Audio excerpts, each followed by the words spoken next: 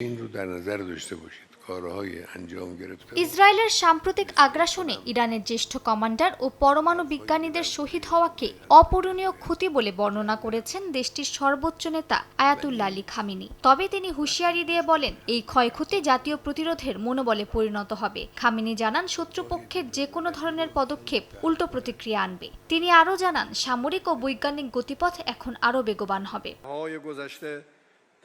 পররাষ্ট্র মন্ত্রণালয়ের এক বৈঠকে ইরানের প্রেসিডেন্ট মাসুদ পেজিশকিয়ান জানান, প্রতিবেশীদের সঙ্গে ঘনিষ্ঠ সম্পর্ক, রাশিয়া, চীন, ব্রিক্স, এসসিও সহ কৌশলগত অংশীদারদের সঙ্গে সহযোগিতা জোরদার করাই হবে তেহরানের অগ্রাধিকার। তিনি আরও বলেন, 12 দিনের যুদ্ধে আন্তর্জাতিক সম্প্রদায়ের কাছে সক্রিয় কূটনৈতিক বার্তা পৌঁছেছে। যুদ্ধের সময়ও ইরানি কূটনীতিকেরা সমর্থন আদায়ে ব্যাপক কর্মযজ্ঞ চালিয়েছেন।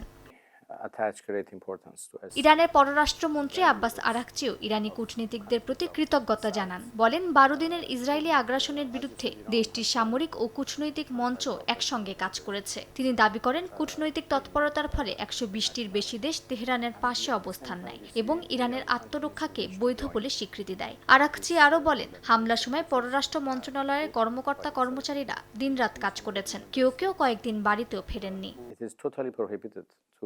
মালিহা সুহরওয়ার্দী, সময় সংবাদ।